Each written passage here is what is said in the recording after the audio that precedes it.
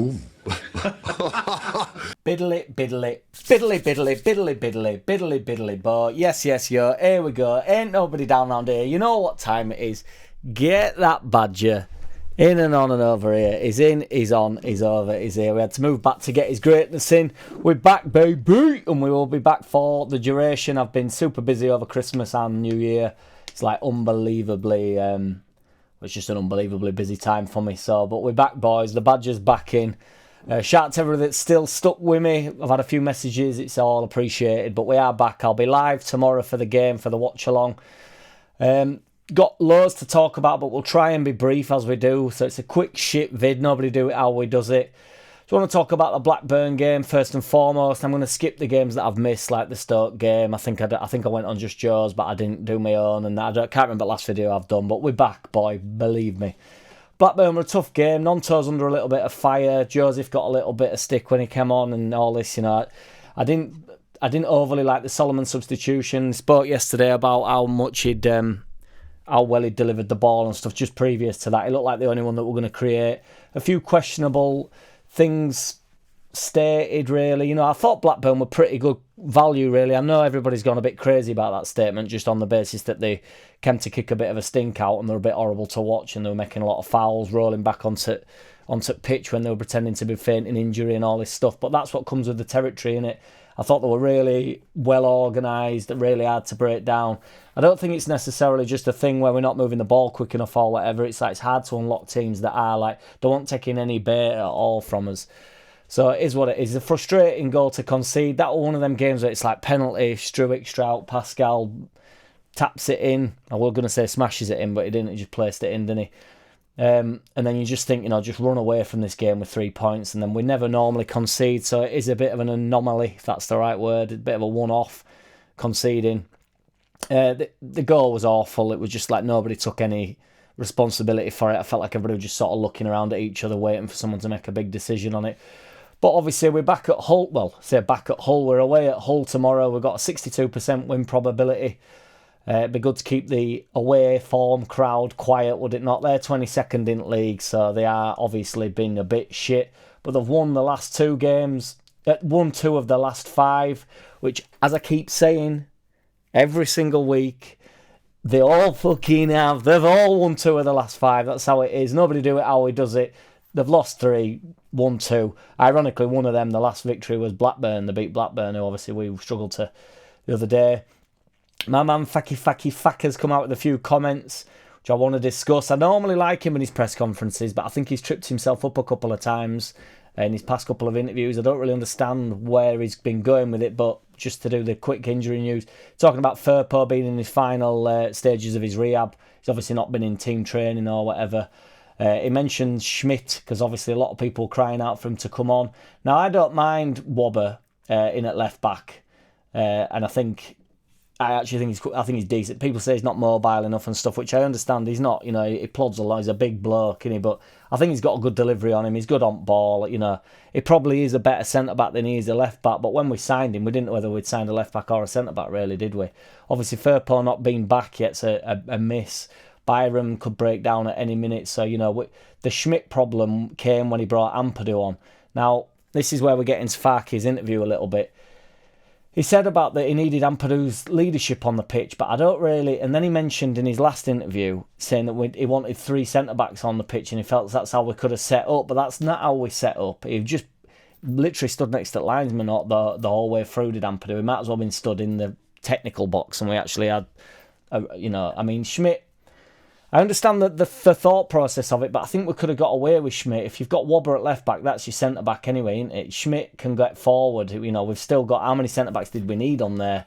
I know Ampadu's not a traditional centre-back, but he has played there. We were excellent last year while he were there. So we had 4 centre-backs on. I think we could have afforded Schmidt, really, and then actually gone 3 at back, because we didn't go 3 at back. I think sometimes he just talks, and... which normally works, and it normally doesn't trip himself up with it. But, you know, he said he didn't want to upset the harmony of the squad in January by bringing players in, you know, when we've got plenty of depth. We've got plenty of depth in certain positions. I don't think anybody's calling for a centre mid to come in when we've got 5 when they're all fully fit. I don't think anybody's calling for a winger to come in necessarily.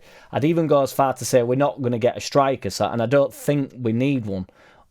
Ultimately, I don't think we need one. I think we're chipping in with enough goals elsewhere, you know, and then Peru, obviously if Peru gets an injury, it might become a problem, but we got away with it at the start of the season with Joseph up top, and his return goal-wise wasn't excellent. Just need somebody to work hard up there. Aronson's chipping in. Dan James has got plenty of goals. I didn't think Dan James had his best game the other day, to be fair, against Blackburn, but that is what it is. But yeah, so the leadership comment I thought was a bit bizarre for Ampadu, and then the upsetting of the harmony of the squad. It's like it shouldn't upset the players. That they should be thick-skinned enough. This is the football game, isn't it? If you're Bogle and you know you don't have a lot of competition, or you're Firpo and you don't have a lot of competition,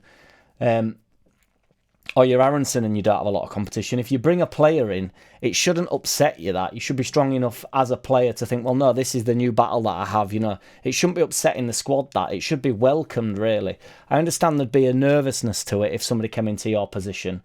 The idea that we're going to get a keeper's absolutely ridiculous as well. I think that's a really bad idea and would be a waste of money and extremely risky. Meslier Silent will get us out of the league, and I believe he will be the keeper in the Premier League next year. But yeah, I'm not looking for, you know, the number 10 would be good, a spare wing back would be good, but other than that, I don't think we're going to do a great deal. So I don't mind him playing it down, but the idea that he says it don't want to upset the apple cart is, I think, the wrong thing to say.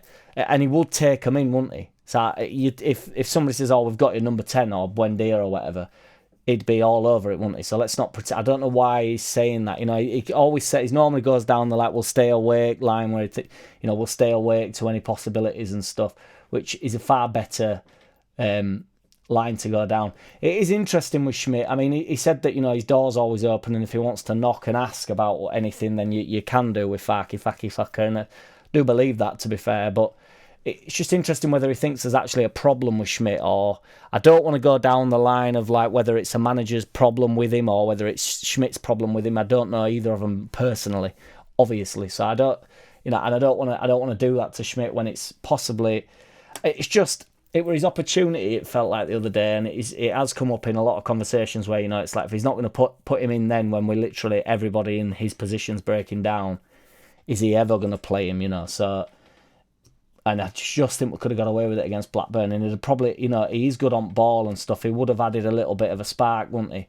I'm not on board with the thing where he just simply must play, though, because he's had a 2-minute cameo 4 or 5 times when we've been 3-0 up at home. It's like, I think I could come on and do, you know, take a decent corner or something. And then, you know, everybody go, hey, you got to get that fucker in for set pieces, Mr. Crowley. Jack Crowley. I just said my own second name wrong.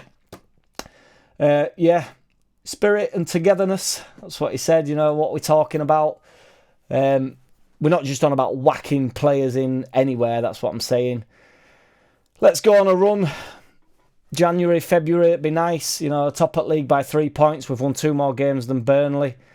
I will be live tomorrow for the watch along, as I say, and then just a bit of quick shit news, and I'm certain it's nonsense, but if something comes up, it must come out. Nobody do it how he does it, you know, we love it.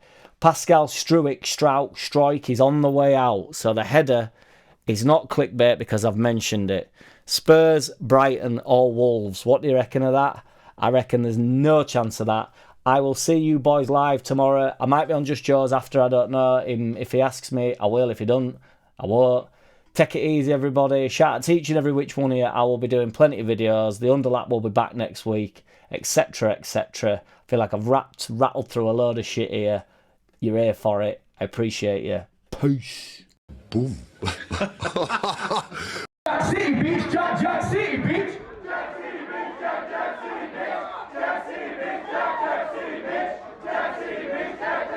Hey! I don't wanna play no games. No, I don't wanna play no games. No, I don't wanna hear your promises. You do you and I'll do me. That's just the way it is. Don't wanna ever feel surprised. That's why I ask.